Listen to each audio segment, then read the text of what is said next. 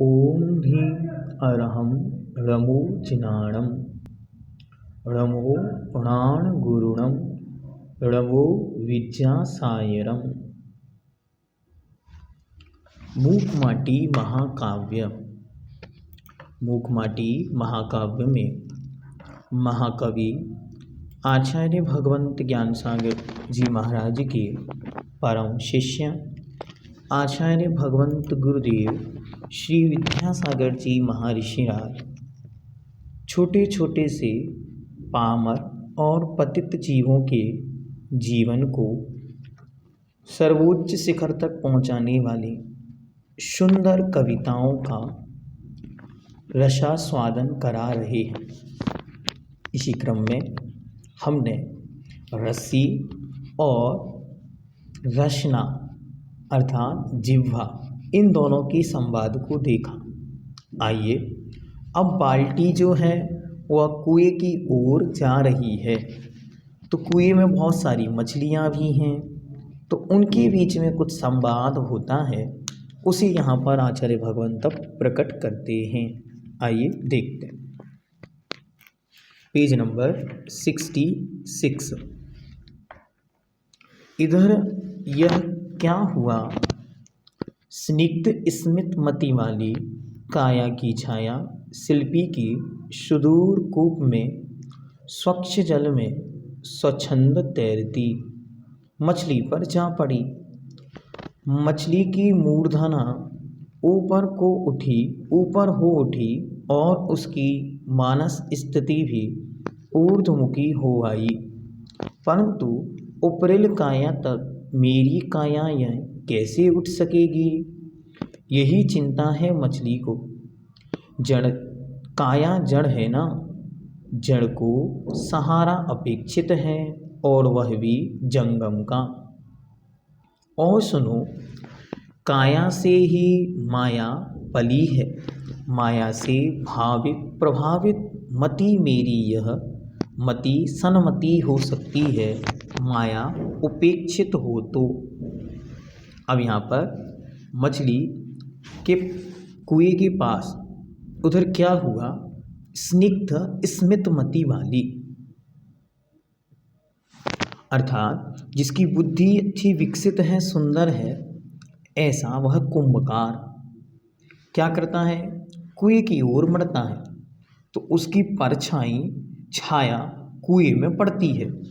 काया की छाया शिल्पी की सुदूर अर्थात बहुत गहरे कुएं में गिरती है, स्वच्छ जल में स्वच्छंद तैरती है और मछली पर जा पड़ती है और वो मछली के ऊपर पड़ जाती है।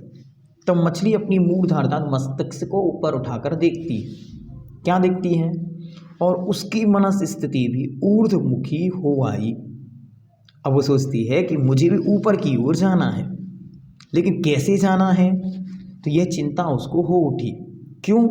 क्योंकि काया तो जड़ है और ये बिना किसी जंगम सहारे के, जंगम मतलब होता है जीव, बिना जीव के सहारे के ऊपर नहीं जा सकती, इसलिए बिना, जंगम का मतलब होता है यंत्र, तो बिना यंत्र के ये जा नहीं सकती, तो कैसे जाएगी, ये चिंता उसको हो आई। और सुनो, काया से ही माया पली है, शरीर के माध्यम से ही माया पलती है और माया से भावित प्रभावित मति है यह मेरी।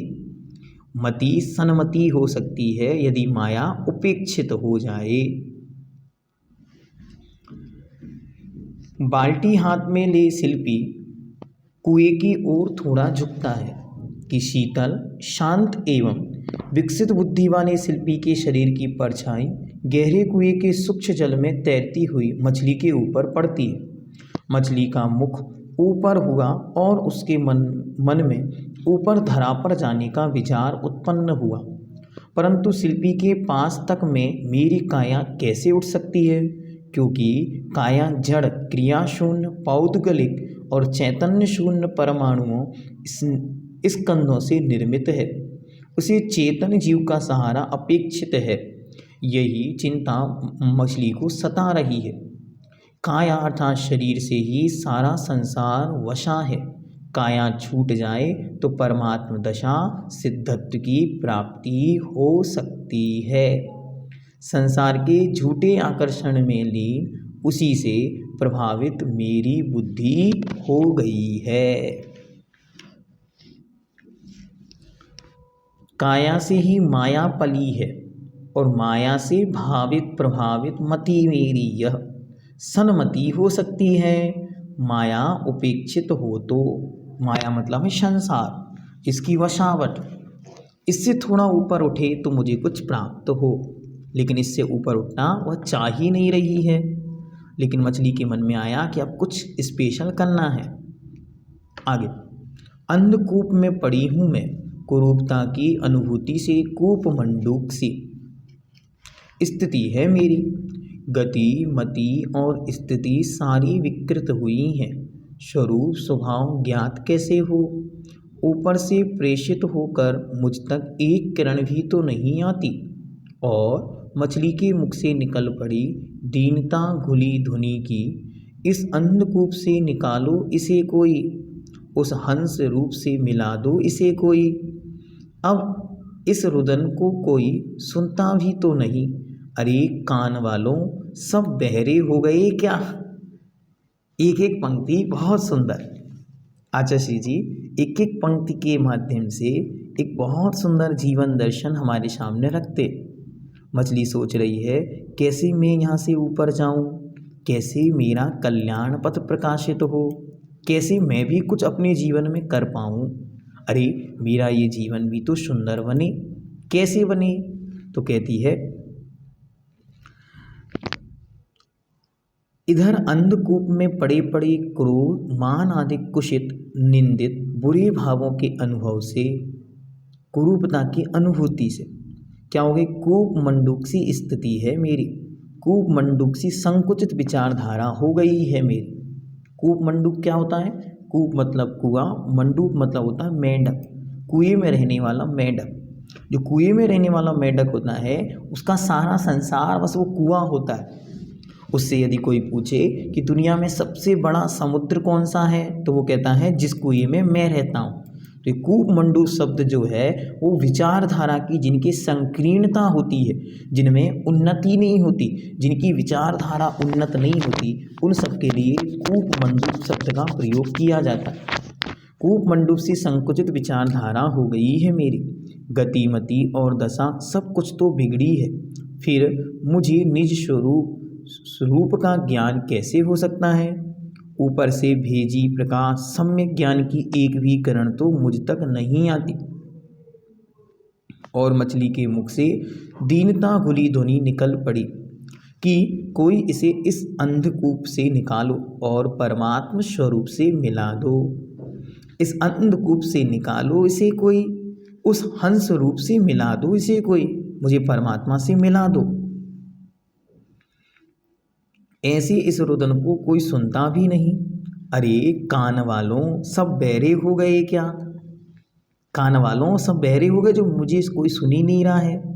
आगे, यह रुदन अरण्य रोदन ही रहा है।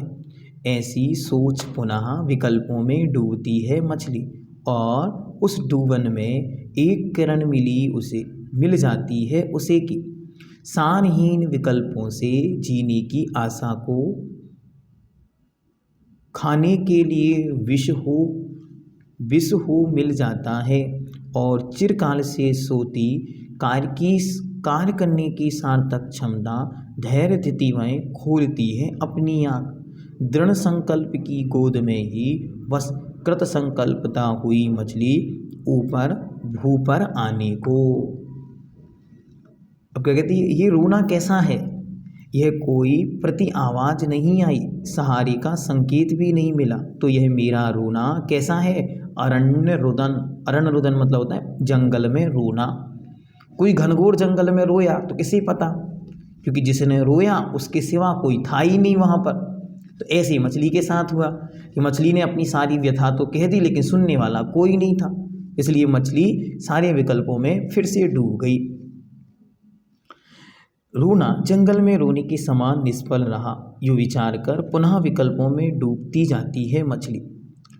विकल्पों में उलझते हुए उसके मन में एक आशा की किरण जागी, एक किरण मिल जाती है उसे की क्या, लगा कि निसार विकल्पों में उलझने से कुछ लाभ होने वाला नहीं, अब तो दृढ़ता के साथ कुछ पुरुषार्थ करना ही होगा। सारहीन विकल्पों से जीने की आशा को खोने के लिए विष जो मिल सकता है, जहर मिल सकता है, लेकिन यहाँ से पार खाने के लिए विष भी मिल जाता है। और चिरकाल से सोती कार्य करने की सार्थक क्षमता, धैर्य, धृति मतलब होता है संबल, वह खोलती है अपनी आँखें। पुरुषार्थ करते हुए भले ही कटुता की अनुभूति हो, इस पर चिरकाल से कार्य करने की क्षमता दृढ़ संकल्प के रूप में परिवर्तित होती है। मछली सोचती है, अब कुछ भी हो, कैसा भी साधन मिले, ऊपर जाना है अवश्य। संकल्प लेती है। देखो, हर एक जीव, छोटा छोटा सा जीव भी इस मूक माटी में अपने कल्याण की ओर सोचता है, अपनी उन्नति की ओर सोचता है। इससे आचार्य ये समझाने का प्रयास कर रहे हैं कि हम कहीं भी हैं, किसी भी स्थिति में हैं, कल्याण की ओर देखें तो सही, अपने उद्धार का विचार तो करें। चाहे माटी हो, रस्सी हो, कंकड़ हो, मिट्टी हो, धरती हो, सरिता हो, सब अपने अपने कल्याण की, उन्नति की और ऊंचाई की दृष्टि की ओर देख रहे हैं। फिर हे मानवों, हम क्यों नहीं देख पा रहे हैं अपनी उन्नति को? हम क्यों स्वीकार नहीं कर पा रहे हैं अपनी कल्याण पथ को? ये आचार्य महाराज वहाँ प्रश्न के रूप में पूछते। इसकी हर एक पंक्ति ये कह रही है कि हर एक वस्तु, हर एक व्यक्ति अपने ही कल्याण पथ को चुन रहा है, सुन रहा है, गुन रहा है। फिर हम और आप क्यों ऐसा नहीं कर पा रहे हैं? तो अवश्य ही हमें अपने जीवन की उन्नति के लिए, उत्थान के लिए सोचना होगा। नश्वर प्राणों की आश भग चली, ईश्वर प्राणों की प्यास जग चली माटी के घट में। फिर क्या, जड़भूत जल का प्यार निराधार कब तक टिकेगा, वही भी पल में हुआ पलायित छू मंतर कहीं। अभय का निलय मिला, सभय का विलय हुआ, मछली के जीवन में यहीं से घटित विजय हुआ धन्य। और माटी ने अपने जीवन को कुछ अद्भुत बनाने का संकल्प लिया। क्या किया? तो कहते हैं दृढ़ संकल्प हुआ, क्षणभंगुर नासवान प्राणों की चाह दूर हो गई, नश्वर प्राणों की आस भाग चली। अब मुझे इन प्राणों की कोई चिंता नहीं है। क्यों? प्रभु प्राप्ति की प्यास मछली के अंतःकरण में जाग गई। ईश्वर प्राणों की प्यास जाग चली मछली के घट में। घट मतलब होता है जीवन, शरीर। फिर क्या, जड़भूत जल का प्यार निराधार कब तक टिकेगा। फिर इस वैराग्य दशा में जड़भूत जल का प्यार कैसे टिकेगा? अरे ये पानी है, इसने तुम्हें पाला है, इसमें ही तुम रहे हो। लोग कहते हैं ना, ये तुम्हारा गांव है, ये तुम्हारे माता पिता, इन्हें छोड़कर कहाँ जा रहे हो? तो माटी कहती नहीं, इन्हें छोड़ोगे तो कल्याण का पथ मिलेगा, यहीं रहोगे तो कभी कल्याण नहीं मिलेगा। आचार्य के विषय में पंक्तियाँ लिखी, कर्नाटक में करना नाटक नहीं आपको भाया था, बेलगाम में बेलगाम वन रहना भी न सुहाया था, लेकिन सद लगा का सत्संग सदा साथ आपके लगा रहा। एक एक पंक्ति कि कर्नाटक में करना नाटक नहीं आपको भाया था, और बेलगांव जिले में वो रहते थे, तो बेलगांव में बेलगाम बन स्वच्छंद प्रवृत्ति करना आपके मन में नहीं भाया, इसलिए आपने सद लगा, सत मतलब होता है अच्छा, उससे लगाव लगा लिया और सतपथ पर आप बढ़ गए, इसलिए पंथ आपका बना महा। वही पंक्तियाँ यहाँ पे आचार्य जी प्रकट कर रहे हैं अपने जीवन की अनुभूति कि वहीं पर बसा रहना, अब वो प्यार मुझे प्रिय नहीं, वही भी पल भर में दूर हुआ, क्षण भर में वो भी दूर, पलायित मतलब होता है दूर होना, भाग जाना, छू मंतर कहीं, वह एकदम से गायब हो गया। अभय, भय का अभाव, निडरता का सहारा मिला, अभय का निलय हुआ, निलय मतलब होता है घर, स्थान, तो अभय का निलय मिला, और सभय मतलब भय, डर का विलय हुआ, डर दूर हुआ मछली के जीवन में, यहीं से घटित विजय हुआ धन्य, यहीं से प्रारंभ हुई मछली की विजय यात्रा। यात्रा। हम लोग आए थे किसकी यात्रा में? माटी की। माटी के बीच में अभी हम मछली की यात्रा की ओर चल रहे हैं। ये आचार्य जी का एक बहुत सुंदर एपिसोड, धारावाहिक जिसे कहते हैं, धारा प्रवाहिक जिसे कहते हैं, ऐसा ये काव्य चल रहा है कि हम अभी गए किसके कल्याण में है, किसकी यात्रा में है? मूक माटी की यात्रा में है। माटी अभी पड़ी हुई है उपाश्रम में, पानी की उसे आवश्यकता है। पानी भरने शिल्पी कुएं पर आया है और कुएं में जो घटित हो रहा है उसे यहाँ बतला रहे हैं। हम भी और आप भी पानी भरने कई बार कुएं पे गए होंगे, लेकिन इन पंक्तियों को पढ़ने के बाद जब हम कुएं पर जाएंगे तो हमारा जीवन बहुत अनमोल और अनुभूत होगा। एक एक बाल्टी का जाना और ऊपर आना एक एक जीव के कल्याण का सूत्र मंत्र है। अभी इसको देखना, आपको ऐसा आनंद की अनुभूति और अंतरंग से करुणा, दया, अनुकंपा, वात्सल्य, प्रेम और संपूर्ण प्रकृति के जीवों के प्रति एक उदार चिंतन कि सबके कल्याण की भावना शिल्पी के जीवन में कैसे समाई हुई है। अब प्रासंगिक कार्य आगे बढ़ता है। अंग अंग संस्कारित थे, सुसंयम की शिक्षा का संस्कार प्राप्त था जिन्हें, वे दोनों हाथ शिल्पी के संयत हो उठे तुरंत। तभी वह शिल्पी रस्सी से बांध बाल्टी को धीमी गति से नीचे उतारता है कूप में, जिससे कि मछली आदि नाना जलचर जीवों का घात होना टल सके और अपने आत्म तत्व को यहाँ और वहाँ, अब और तब, कर्म फल सो ना छल सके। एक एक शब्द में करुणा है, एक एक शब्द में संस्कार है। क्या कहते? अब प्रासंगिक कार्य आगे बढ़ता है। जिसलिए शिल्पी यहाँ आया था, किस लिए आया था? पानी भरने। सो क्या कर रहा है? सो संयम की शिक्षा का संस्कार प्राप्त था जिन्हें, वे दोनों हाथ। अरे संयम से संस्कारित ये हाथ हैं, इसलिए इनमें असंयम, इनसे हिंसा कभी संभव नहीं। तभी वह शिल्पी रस्सी से बांध बाल्टी को धीमी गति से उतारता है कूप में, फटाक से नहीं छोड़ देता है। बहुत सारे लोग पानी भरते ना तो एकदम से धम धम की आवाज़ आती है।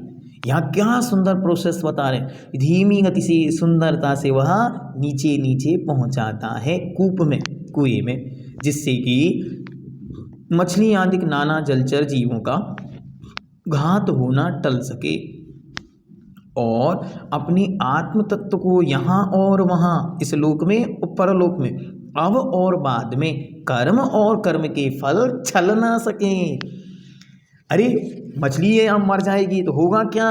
घात तो मेरा ही है, मेरे ही कर्मों का बंध होगा, यहाँ भी और परलोक में उसका फल भोगने को मिले, यहाँ वहाँ, अब और तब, कर्म फल सुछल ना सके। मुझे ठग ना ले ये कर्म, क्योंकि मुझे ही इनका फल भोगना पड़ेगा।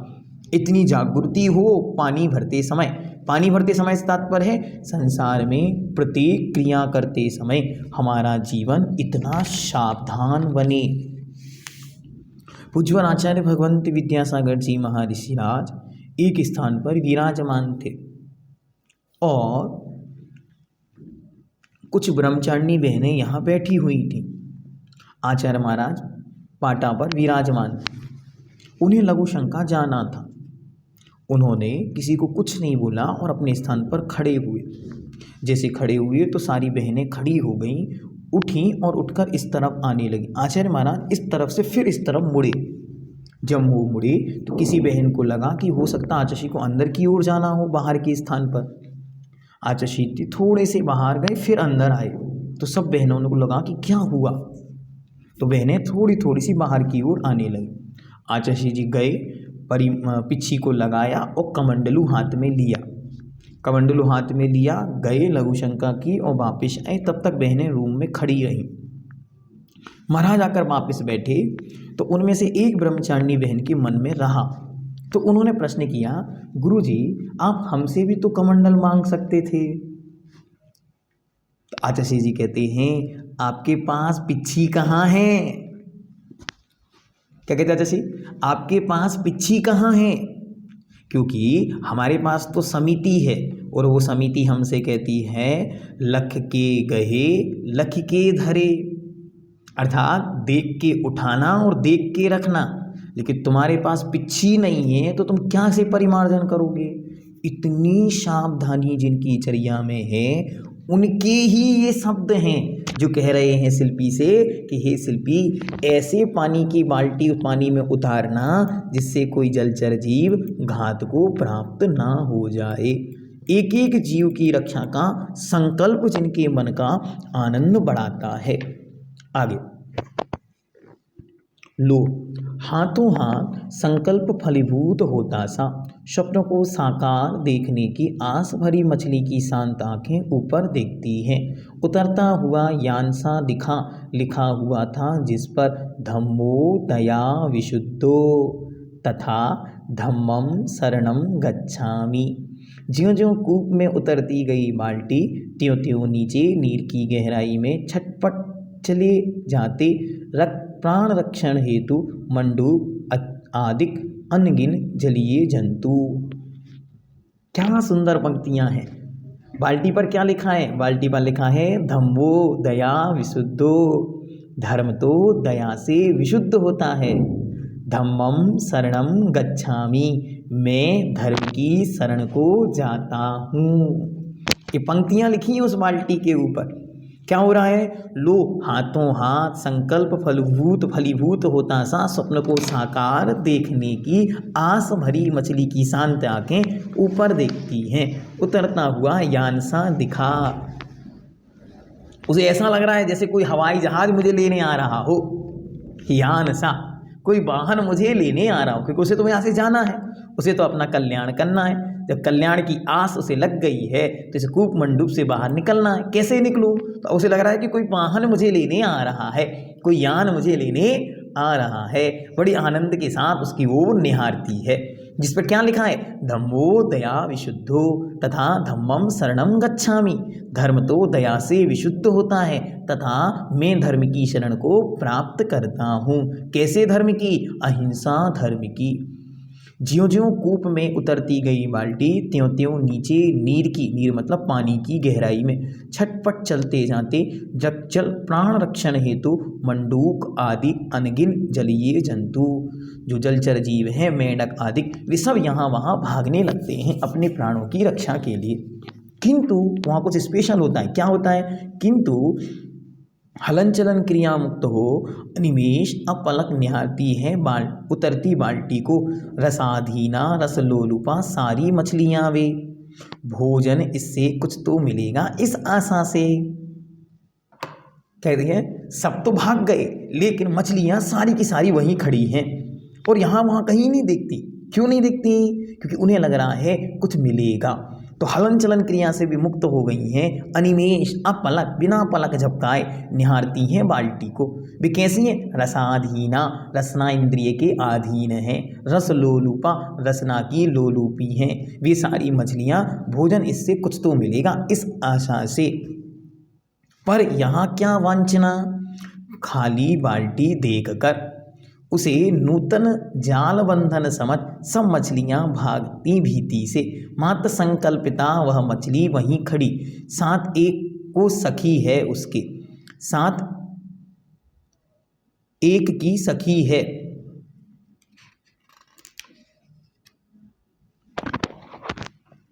साथ एक ही सखी है उसकी, और उस सखी को कुछ कहती है वह, चल री चल इसकी शरण ले हम। धम्मो दया विशुद्धो, यही एक मात्र है असरणों की शरण। महा आयतन है यह, यही हमारा जतन है। वरना निश्चित ही कल या आज, काल के काल में कल कवलित होंगे हम। क्या पता नहीं तुझको, छोटी को बड़ी मछली साबुत निकलती है यहाँ। और सहधर्मी सजाति में ही बैर वैमनस्य भाव परस्पर देखे जाते हैं। श्वान श्वान को देख कर ही नाखूनों से धरती को खोदता हुआ गुर्राता है बुरी तरह। अब आचार्य महाराज जातिवाद को पकड़ रहे हैं। कैसे? देखते। कहते हैं अब उन लोगों ने क्या किया है? माटी की वंचना, खाली बाल्टी देखकर वो सारी की सारी सोचते, अरे क्या ये तो सारी खाली है। खाली देखकर क्या सोचती हैं? नूतन जाल बंधन समझ सब मछलियां भागती भीति से। भीति मतलब डर से, सब भागती। उन्हें लगता है कोई जाल आ गया जो हमें पकड़ने के लिए यहाँ आया है। तो ये सारी की सारी वहाँ से भागने लगती हैं, भाग खड़ी हैं। एक साथ मात्र एक संकल्पिता मछली वह खड़ी है, जो पहले जिसने संकल्प लिया था कि मुझे ऊपर जाना है, वो मछली मात्र खड़ी है। और उसके सामने उसकी सखी खड़ी है। उसने अपनी एक जो प्रिय मछली थी उसे रोक लिया और उसे क्या कहती है, और उस सखी को कुछ कहती है, वह चल रही चल। जैसे एक फ्रेंड दूसरी फ्रेंड से कहती है, ऐसे वो कह रही चल रही चल, इसी की शरण लें हम। किसकी? इस बाल्टी की शरण ले लें हम। गंभो दया विशुद्धो, यही एकमात्र है अशरणों की शरण। महाआयतन है यही हमारा जतन अर्थात पुरुषार्थ है, वरना आज निश्चित ही आज या कल काल के अर्थात मृत्यु के गाल में कवलित होंगे हम। न जाने कौन सी मछली हमें खा लेगी, क्या पता नहीं तुझको। छोटी हो या बड़ी, छोटी को बड़ी मछली साबुत निगलती है यहाँ। छोटी छोटी मछलियों को बड़ी मछलियाँ मारकर खा जाती हैं। और सधर्मी सहधर्मी सजाति में ही बैर वैमनस्य भाव परस्पर देखे जाते हैं। एक ही जाति के एक ही धर्म के लेकिन परस्पर में बैरी बन जाते हैं। और वे बैरी क्या करते हैं, तो उदाहरण देते हैं, जैसे कुत्ता श्वान कुत्ते को देखकर ही नाखूनों से धरती को खोदता हुआ गुर्राता है बुरी तरह और बड़ी जोर से भौंकने लगता है। अरे तुम्हारी जाति का तो है, अपनी जाति को देखकर क्यों भौंकते हो। अब इस पे आचार्य का जो चिंतन है बहुत सुंदर, एक एक पंक्ति पूरा धर्म ग्रंथ है, एक एक पंक्ति। आइए देखते हैं। प्रश्न नंबर 72।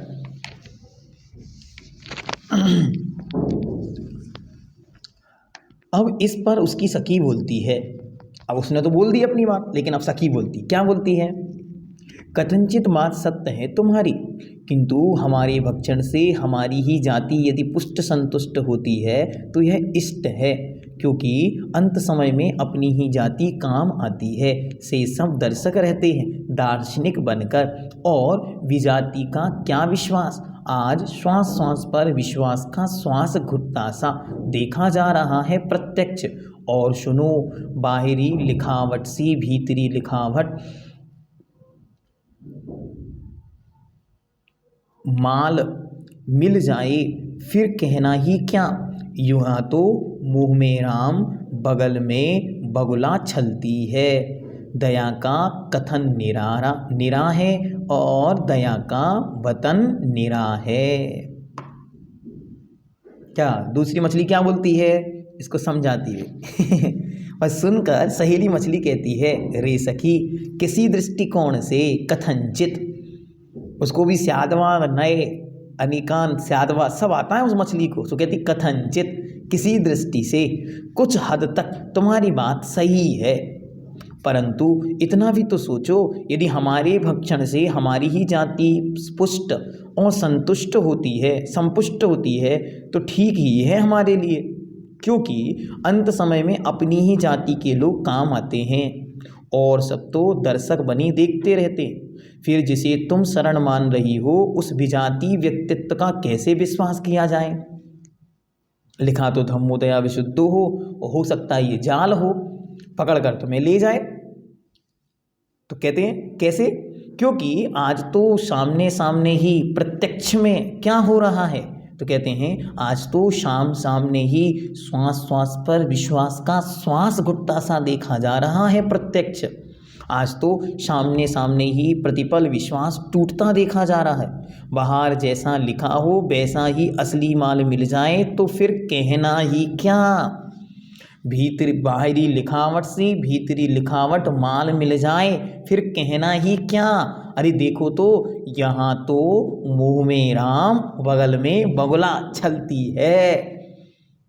क्या एक बगुला खड़ा हुआ है और श्री राम को उसको देखकर लक्ष्मण को देखते हैं। लक्ष्मण कहता वाह भाई ये है तपस्वी, तो क्या एक तक तेरा नाम जप रहा है, राम राम राम। तो रामचंद्र जी मुस्कुराते हुए कहते हैं रुको देखता हूँ। थोड़े से आगे बढ़ते हैं और एकदम से एक मछली वहाँ झटपटाती है और वो बगुला चोंच मारकर उड़ जाता है। तब रामचंद्र जी कहते हैं देखो लक्ष्मण कहता है ये दशा है। तो कहते हैं कि बाहर जैसा लिखा हो वैसा ही असली माल मिल जाए तो फिर कहना ही क्या। यहाँ तो बगुला जैसा मायाचारी का खेल चल रहा है।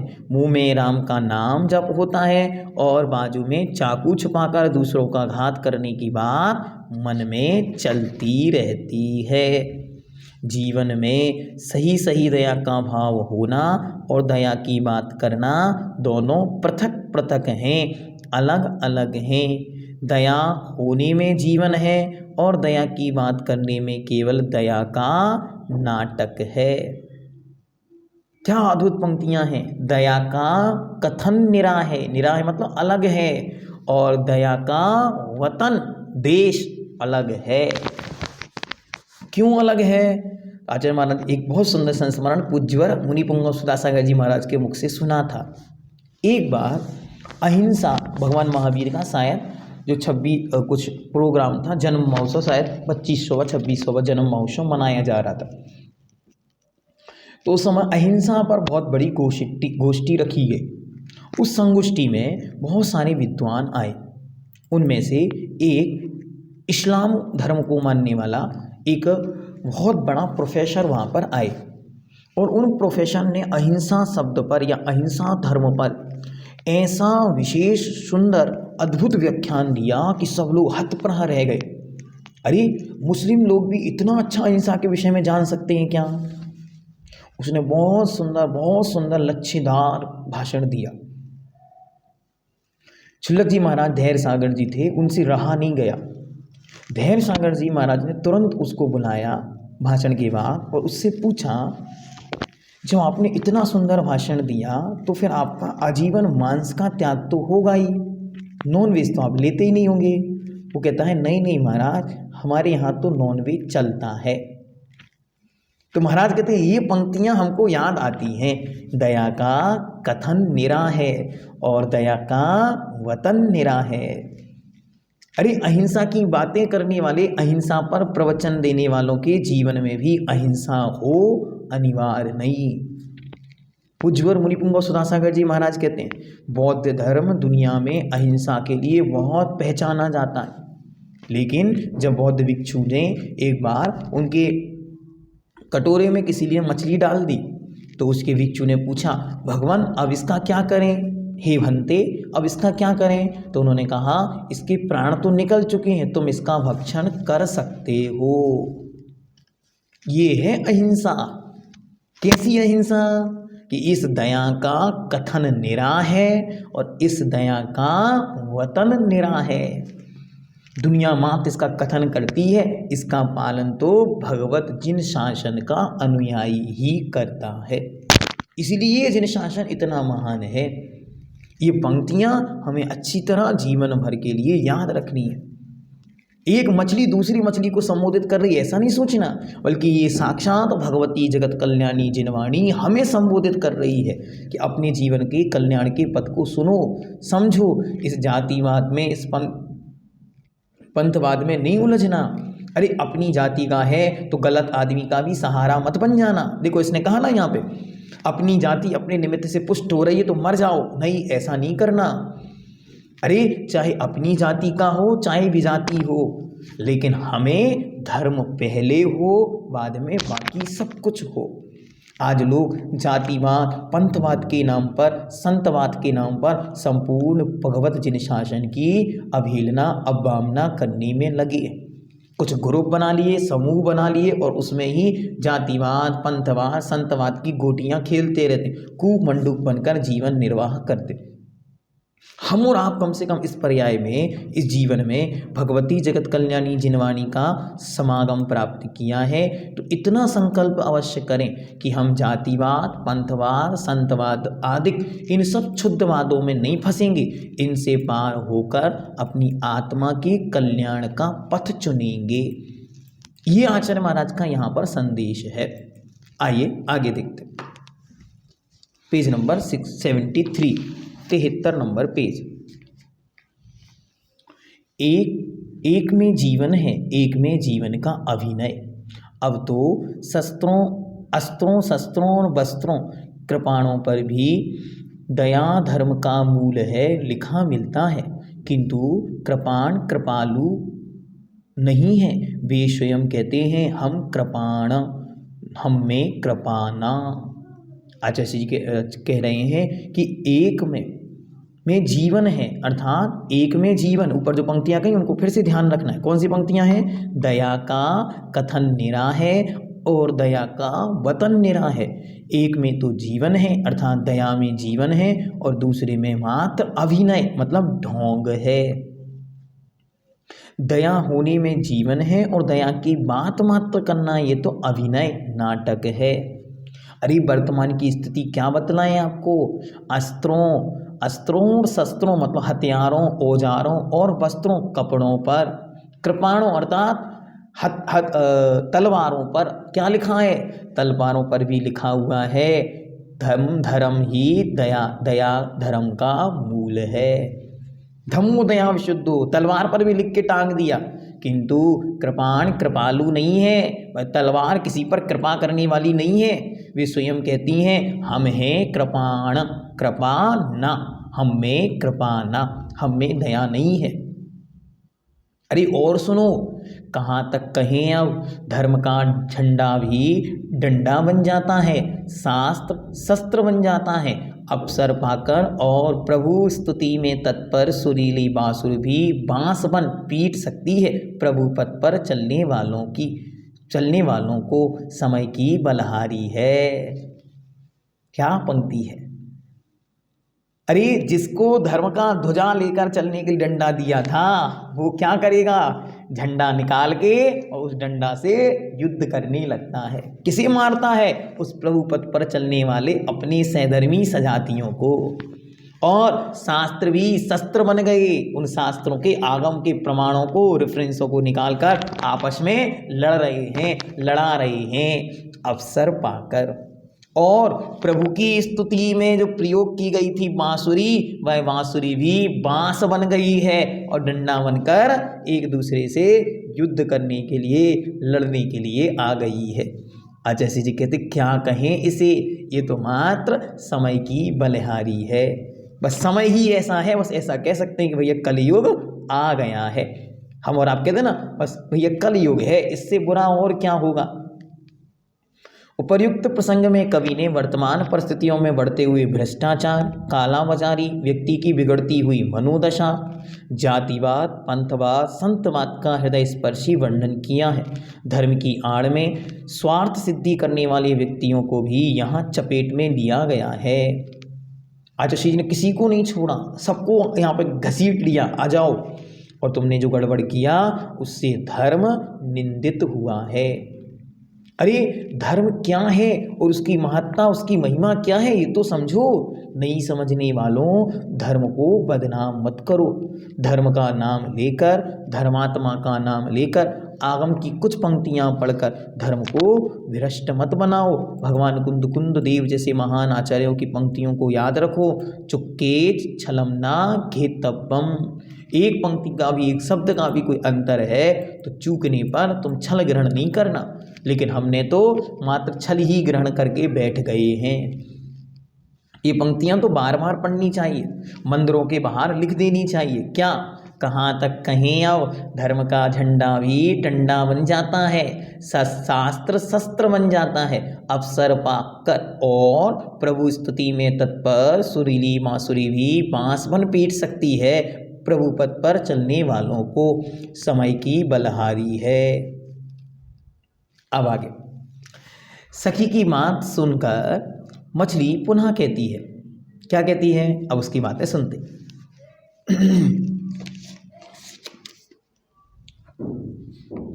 यदि तुझे नहीं आना है मत आ, परंतु उपदेश देकर व्यर्थ में समय मत खा।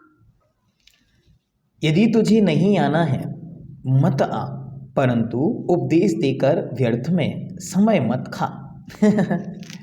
बिल्कुल एकदम ऐसे जैसे एक रियल सखी अपनी सखी से कह रही है, तुझे चलना हो तो चल, नहीं चलना तो मत चल, लेकिन व्यर्थ में समय खराब मत कर, क्योंकि मुझे लंबी यात्रा पर जाना है। क्या कहती है आगे और सुन।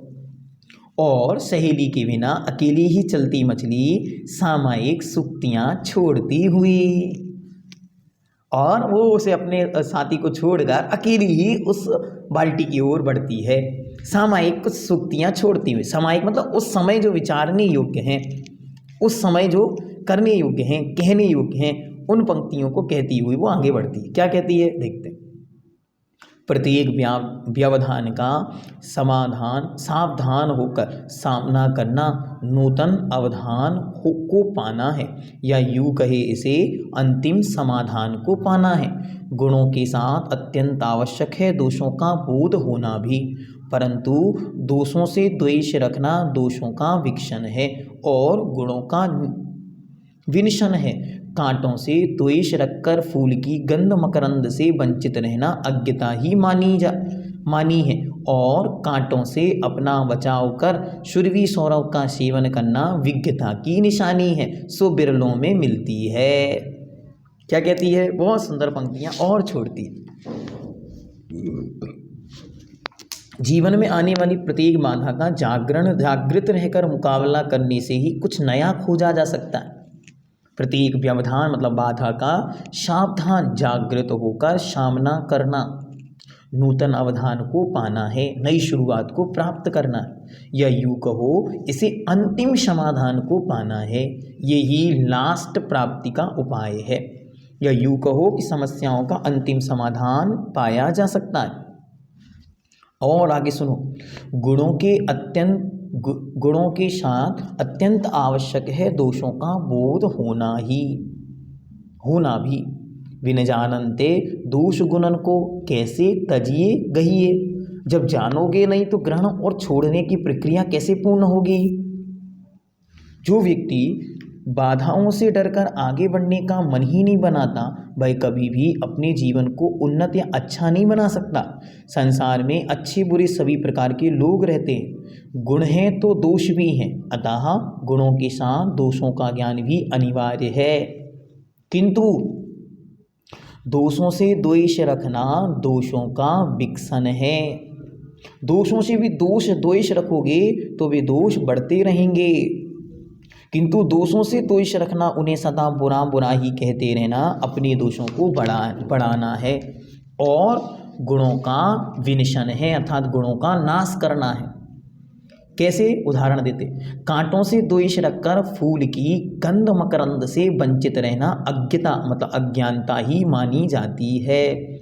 अरे इस पेड़ में तो बहुत सारे कांटे हैं, इसलिए क्या करो, कभी भी सुगंधी नहीं ले पाओगे, दूर हट जाओगे। और कांटों से अपना बचाव कर सुरभि मतलब अच्छी सुगंध, सौरभ का सेवन करना विज्ञता अर्थात विद्वान पने की, ज्ञानी पने की 12 वर्षीय पाठ्यक्रम के स्वाध्यायों की निशानी है, सो बिरलों में ही मिलती है। वो दुर्लभता से मिलती है, सबके पास नहीं होती ये समझदारी, बहुत कम लोगों को प्राप्त होती है। गिने चुने लोग होते हैं जो अपने कल्याण के पथ को पकड़ लेते हैं। अब आगे पेज नंबर 75। इधर उधर से उतरी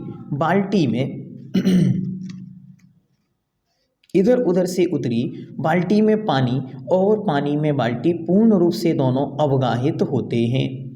मछली उसमें प्रवेश पा जाती है। धम्मम शरणम पब्बजामि, इस मंत्र को भावित करती हुई आस्था उसकी और आश्वस्त होती जा रही है, आत्मा उसकी और स्वस्थ होती जा रही है। इस धृति की काष्ठा को देखकर, इस मति की निष्ठा को देखकर सारी की सारी मछलियाँ विस्मित हो आईं और कुछ क्षणों के लिए उनकी भीतियाँ विस्मित हो आईं। सत्कार करने का एक ने मन बनाया, एक ने मन किया, दृढ़ प्रण किया और शेष सब ने अनुमोदन किया। क्या हुआ? जो संकल्प बनाया उसे उसने पूरा कर लिया। इधर कुएं में ऊपर से नीचे उतरती हुई बाल्टी पूरी तरह से पानी में डूबती चली जा रही। पानी में बाल्टी और बाल्टी में पानी लबालब भर चुका है, दोनों एक दूसरे में पूरी तरह अवगाहित मतलब डूब गए हैं। संकल्पिता मछली, जिसने संकल्प लिया था अपनी विजय का, जिसने संकल्प लिया था ऊर्ध्वगमन का, जिसने ऊपर भू पर जाने का संकल्प लिया था, वो मछली क्या कहती है? धम्मम शरणम पव्वक्ष्यामि, मैं धर्म की शरण को प्राप्त करता हूँ, और कहकर उस बाल्टी में प्रवेश कर जाती है। मंत्र को हृदय में धारण करती हुई बाल्टी में प्रवेश कर जाती, उसकी आस्था और अधिक मजबूत हो जाती है। साथ ही साथ आत्मा भी निर्मलता को प्राप्त करती है। धैर्य की चरम सीमा और बुद्धि की इस श्रद्धा को देख सभी मछलियां आश्चर्यचकित होती हैं। कुछ पलों के लिए उन सबका भय छू मंतर दूर हो जाता है, भय को भी सभी भूल जाती हैं। सबको ऐसा आनंद होता है कि अरे देखो तो क्या संकल्प की शक्ति है, जिसे कोई नहीं सोच सकता था कि हमें भी ऊपर जाना है, फिर भी एक मछली ने सोचा और वो ऊपर चली गई। यही होता है दृढ़ संकल्प। एक चाय बनाने वाला प्रधानमंत्री बनता है संकल्प के बल पर। एक अपार्टमेंट में रहने वाला डिपार्टमेंट ऑफ द हेड बन जाता है। एक न्यूज़पेपर बेचने वाला देश का राष्ट्रपति बन जाता है। एक शून्य से शिखरों की यात्रा कर जाता है। एक मूल का निवासी चूल पर राज कर जाता है। ये कैसे संभव होता है? ये संभव होता है दृढ़ संकल्पों से। सत्कार करने का एक ने मन किया, दृढ़ प्रण किया, प्रण मतलब संकल्प, और शेष सब ने उसका अनुमोदन किया। अनुमोदन कैसे किया? बहुत सुंदर पंक्तियों के साथ देखते। एक भावित हुई, शेष प्रभावित हुई, एक को दृष्टि मिली, दिशा सब पा गई। दृढ़तापूर्वक एक ने सत्कार का मन बनाया और सभी ने उसके इस कार्य का ही मन ही मन सराहना की। एक ने भाव बनाया, शेष सब प्रभावित हुई।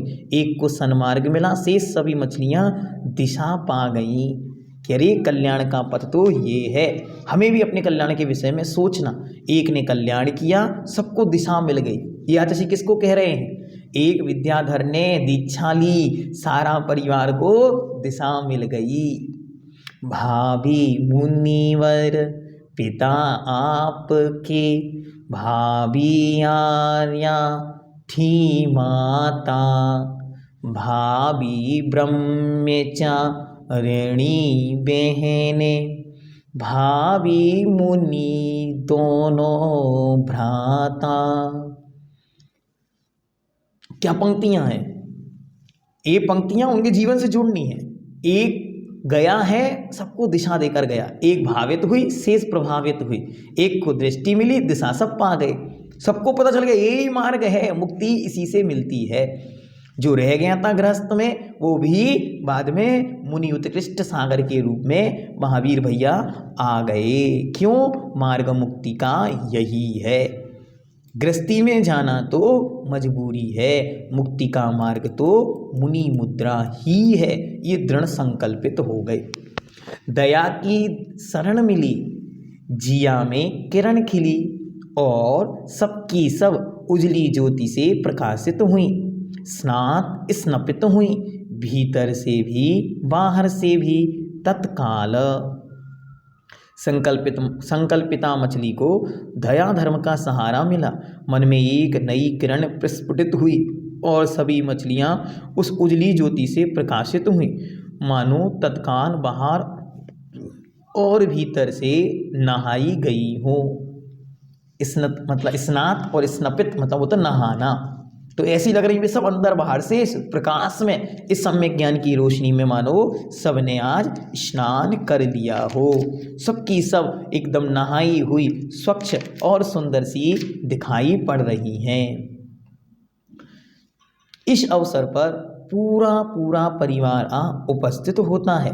मुदित मुखी वह तैरती हुई मछलियों से उठती हुई तरल तरंगों से घिरी मछलियां ऐसी लगती हैं कि सबके हाथों में एक एक फूल माला है और सत्कार किया जा रहा है। महामछली का नारे लग रहे हैं, मोक्ष की यात्रा सफल हो, मोह की मात्रा विफल हो, विजय धर्म की विजय हो, कर्म का विलय हो, जय हो जय हो, जय जय जय हो। ये पंक्तियां कितनी प्यारी, इसको फिर से पढ़ो। मोक्ष की यात्रा सफल हो, मोह की मात्रा विफल हो, धर्म की विजय हो, कर्म का विलय हो, जय हो जय हो, जय जय जय हो। क्या हुआ, जैसे ही वो मछली ऊपर जाती है तो इस अवसर पर मछली का पूरा परिवार उपस्थित हो जाता, चारों तरफ से उस बाल्टी को घेर लेती। सभी मछलियों के मुख मुद्रा पर प्रसन्न लग रही है। तैरती हुई मछलियों से उठने वाली तरंगें और तरंगों से घिरी मछलियां ऐसी लग रही हैं मानो प्रत्येक मछली अपने हाथ में एक एक फूल माला लिए हुए है। वो बाल्टी उठी है, वो मछलियां आ रही हैं तो तरंगे बन गई हैं। उन तरंगों से ऐसा लग रहा है जैसे सबकी सब मालाएं लेकर आई हो, और उस महा मछली का जिसने संकल्प लिया अपने कल्याण का, उसका स्वागत सम्मान कर रही हैं। और सभी की सब नारे लगा रही हैं। क्या नारे लगा रही हैं?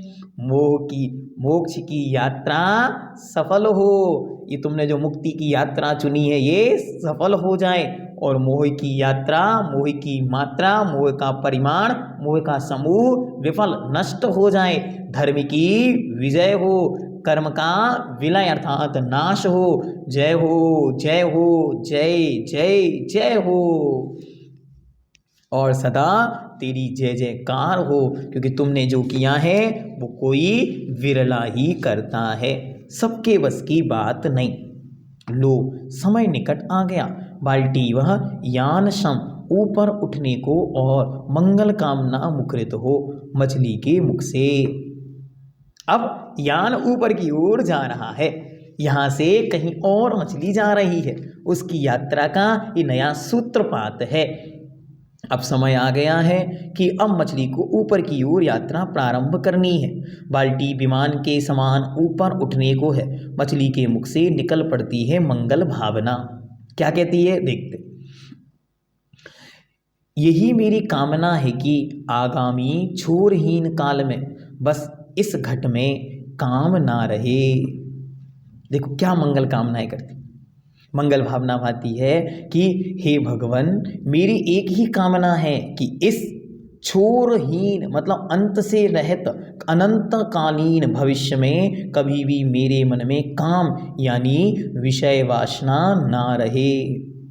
भगवान, इस शुभ यात्रा का एक ही प्रयोजन है, शाम्य क्षमता ही मेरा भोजन हो, सदोदिता सद उल्लसा मेरी भावना हो, दानव तनधर मानव मन पर हिंसा का प्रभाव ना हो, दिवि में भूगर्भों में जिया धर्म की दया धर्म की प्रभावना हो, प्रभावना हो। भावना भा रही है मछली, क्या भावना है? फिर से ऊपर से एक बार, यही मेरी कामना है कि आगामी छोरहीन काल में बस इस घट में काम ना रहे। इस शुभ यात्रा का एक ही प्रयोजन है, शाम्य क्षमता ही मेरा भोजन हो, सदोदिता सदोल्लसा मेरी भावना हो, दानव तनधर मानव मन पर हिंसा का प्रभाव ना हो, दिवि में भूगर्भों में जिया धर्म की दया धर्म की प्रभावना हो, प्रभावना हो। हे भगवान, मेरी एक ही कामना है, अनंतकालीन भविष्य में मेरे मन में काम यानी विषय वासना ना रहे। मेरी इस शुभ यात्रा का मात्र एक ही लक्ष्य है, प्रयोजन है। क्या है? कि सदा समता रूपी परिणाम ही मेरा भोजन हो। अर्घावतारण असी प्रहारन में सदा समता धरन। कितनी सुंदर पंक्तियां हैं। सबने साम्यता का सम्मान किया है, सबने सामान्यता को पूजा है। सजनी वनेवा, भगवान कुंद देव लिखते हैं कि जीवित मरणी समोवा समो समणो, जिसमें समता है वही श्रमण है। समसत्तु वंदु बग्गो, समता हो किन में? शमशान श्मशान में और महलों में, और कहाँ? शत्रु में मित्रता में, जीवन में मरण में, प्रशंसा और निंदा में, कांच और कंचन सोने में, धूल और सोने में, कंकड़ पत्थर और रत्नों में समानता हो, समता का भाव हो। मेरे मन की भावनाओं में समचीन उत्साह बना रहे। सदोदिता सद उल्लसा मेरी भावना हो, और कभी भी दानव समान क्रूर वृत्ति का मानव मन पर असर ना हो। हे भगवान, कभी भी किसी के जीवन में क्रूरता ना आए, आकाश में, दिवी मतलब दिशा, आकाश में, भू अर्थात पृथ्वी में, भूगर्भों में अर्थात पाताल में, अर्थात तीनों लोकों में सदा क्या हो, जिया धर्म की अर्थात चैतन्य धर्म और दया धर्म की प्रभावना हो। बस यही मेरी भावना है, इससे ज़्यादा और मैं कुछ नहीं चाहती। मेरा तो बस मन इतना ही है कि इतना हो जाए, बस यही तो मुझे भावना भानी है। आइए आगे थोड़ा सा और इसको पूरा कर देते, फिर इसके बाद वो माटी जब ऊपर पहुंचेगी तो वहाँ कुछ विशेष होगा जो आपने जीवन में कभी नहीं सोचा होगा कि एक मछली भी संलेखना लेती है, एक मछली भी अपने जीवन का कल्याण मांगती है। अरे जहाँ लाखों मछलियाँ एक एक क्षण में मारी जा रही हैं, वहाँ दया के महासागर में ओतप्रोत महाकवि एक एक मछली के जीवन के अंत को महान मृत्यु महोत्सव मनाते हैं। ये पंक्तियाँ पढ़कर ऐसा लगता है सारा संसार इस मूक माटी में खो जाना चाहिए।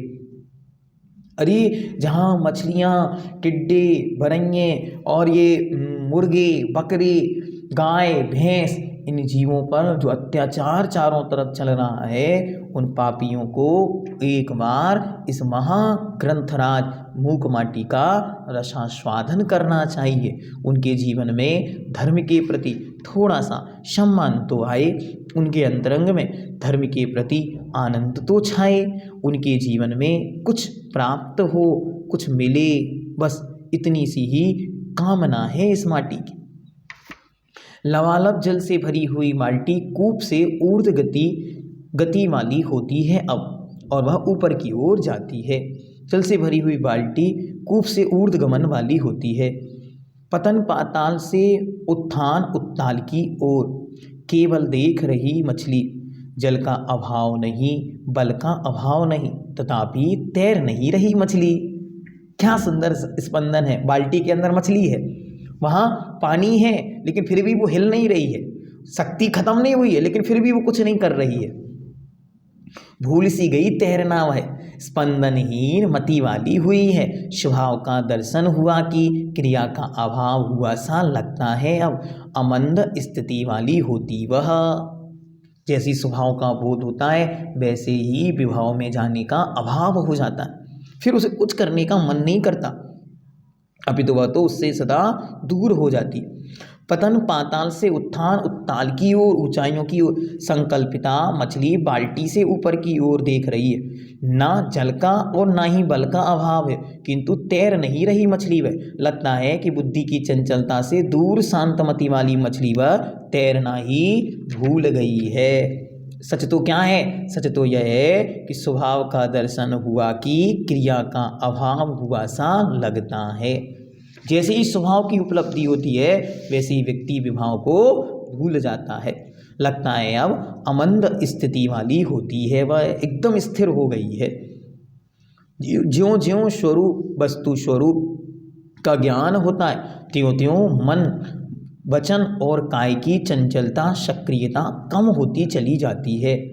यहाँ भी ऐसा ही लग रहा है, बुद्धि की शिष्टता को प्राप्त हुई सी लग रही है वह मछली। जैसी ज्ञान होता है मैं कौन हूँ और ये सब मुझसे भिन्न अन्य कुछ और हैं। पुद्गल नव धर्म अधर्म काल, इनते न्यारी है जीव चाल। ये तो वस्तु का स्वभाव है, वस्तु स्वरूप विचार खुशी से सब दुख संकट सहा करें। जो वस्तु जैसी है उसे वैसा ही मानना, उसे वैसा ही जानना। जैसे आत्मा शाश्वत है और शरीर नश्वर है, यही सच्चे सुख की पहली नींव है, इसलिए इसकी उपलब्धि अनिवार्य है। आगे कहते हैं बाल्टी में अबाधित ऊपर आई भू पर, कूप का बंधन दूर हुआ मछली का। सुनहरी है सुख झरी है धूप का बंधन, बिना किसी बाधा के ऊपर आ गई। इसलिए गांठ खोलना अनिवार्य था।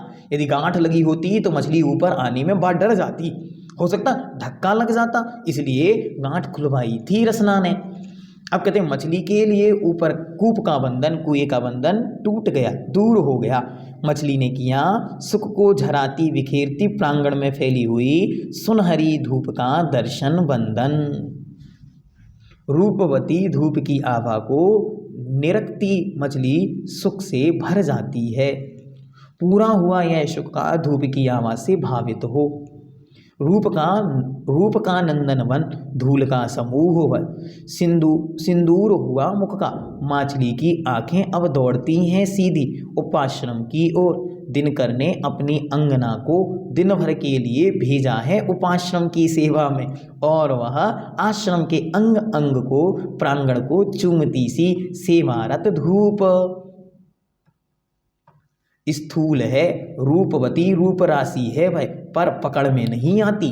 पर छुवन से परे है वह, प्रभाकर को छोड़कर प्रभु के अनुरूप ही सूक्ष्म स्पर्श से रीता रूप है हुआ है उसका। किसका रूप हुआ है? किसका? धूप का। मानना होगा यह परिणाम भाव उपाश्रम की छाँव का है, और मछली की भूल का भंजन चूर हुआ दुख का। एक एक वस्तु की कीमत है। अभी हमने धूप का कभी स्पर्श ही नहीं जाना। धूप क्या है? आचार्य जी कह रहे धूप क्या है। जब बिना किसी बाधा के मछली पहुंची ऊपर, और ऊपर पहुंचने के बाद उस मछली ने जैसे ही क्या देखा, ये पंक्तियां मेरी सबसे प्रिय पंक्तियां हैं। ये पंक्तियां ऐसी लगती हैं, पढ़ते जाओ। इनसे क्या होता? इससे दया करुणा का उदय होता। इससे जीवन में एक नया आनंद उमंग बढ़ती। अभी तक तो मात्र कैसा धर्म जानते थे? पढ़ा हुआ धर्म, जिसे हम कहते हैं थ्योरेटिकल धर्म। लेकिन इन पंक्तियों से प्रैक्टिकल धर्म समझ में आता है।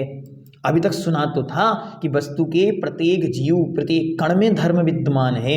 इन पंक्तियों को पढ़ने से वो धर्म जीवित होता है। कैसे? देखते।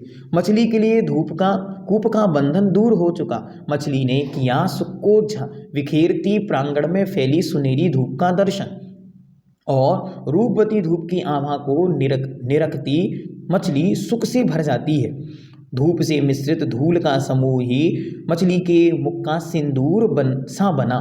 धूल उड़ रही है वहाँ पर, और वो सारी जाकर उस बाल्टी में गिर रही है, तो उसके लिए ऐसा लग रहा है मानो सिंदूर आ गया। और मछली की आंखें सीधे उपाश्रम की ओर दौड़ती हैं। ऐसा लग रहा है कि सूर्य ने अपनी पत्नी किरणों को दिन भर उपाश्रम की सेवा करने के लिए ही भेजा हो। दिनकर मतलब होता है सूर्य, और उसकी अंग मतलब पत्नी को दिन भर के लिए उपाश्रम की सेवा में भेजा, और उपाश्रम के अंग अंग प्रांगण को चूमती सी सेवारत धूप। और वह धूप आश्रम के अंग अंग और आंगन को मानो आत्मीय आलिंगन कर रही हो। वह धूप कैसी है? वह धूप स्थूल है, अर्थात आंखों से तो दिखती है पर पकड़ में नहीं आती। आपने पुद्गल की पर्यायें पढ़ी होंगी, तो उस पुद्गल की पर्याय में सद्दो वंदो थूलो संतान भेद तम छाया आतब उज्जो दादव सैया। तो जो उद्योत है वह पुद्गल की पर्याय है, ये सिद्धांत है। तो स्थूल है लेकिन फिर भी पकड़ में नहीं आती। पुद्गल की पर्याय है, स्पर्श रसगंध वर्ण वाली है लेकिन फिर भी पकड़ में नहीं आती। वह स्थूल है अर्थात आंखों से तो दिखती है पर पकड़ में नहीं आती। अत्यंत सुंदर रूपवती है, मात्र सूर्य ही उसे पकड़ सकता है। सिद्ध प्रभु के समान सूक्ष्म स्पर्श से भी रहत है वह। लगता है उपाश्रम की छाँव का ही परिणाम है। अरे धूप की कोई महिमा नहीं है, ये तो सब इस उपाश्रम की महिमा है। इस आंगन में जो आता है वो कुछ ना कुछ स्पेशल हो जाता है। इस वातावरण को देखते ही मछली का दुख नष्ट हुआ और वह अपनी पुरानी बातें भूल गई। सब पुरानी बातें उसने भुला दिए, दुख का चूर हुआ।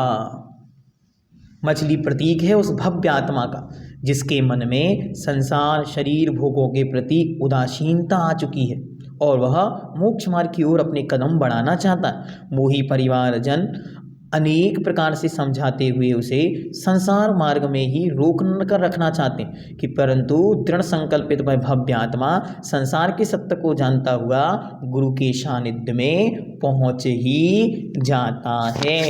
ये कौन है? ये वही बालक विद्याधर है जो कहाँ से भागा था? कर्नाटक से भागकर राजस्थान आया था और राजस्थान में आकर जो क्या कर रहा था? जो अपने गुरु की खोज में यहाँ वहाँ भटक रहा था। घूमता फिरता वापस फिर कर्नाटक पहुँच गया। मन उसका लग नहीं रहा था। कभी महावीर आते थे समझाने, कहीं मल्लप्पा जी ना आ जाएं। मल्लप्पा जी को कौन समझाएगा, इसलिए वह फिर भाग जाता है मछली की तरह। ये मुक्ति पथ का यात्री है, उसका नाम है विद्याधर, जो वर्तमान में बन गए हैं हम सबके प्यारे विद्यासागर। ऐसी है ये यात्रा मूक माटी की। एक एक पंक्ति एक एक नया जीवन दर्शन है। एक एक पंक्ति हमें धर्म को जीने का तरीका सिखाती है। धर्म मात्र पर की वस्तु नहीं, धर्म तो आत्मा की वस्तु है। धर्म बाहर नहीं होता, धर्म तो अंदर होता है। धर्म क्रियाओं के दिखावे में नहीं, क्रियाओं में जीने में होता है। धर्म तो हर एक वस्तु में होता है, बस देखने वाली आंखों की अपेक्षा होती है। ओम अरहम नमो जिनाणम।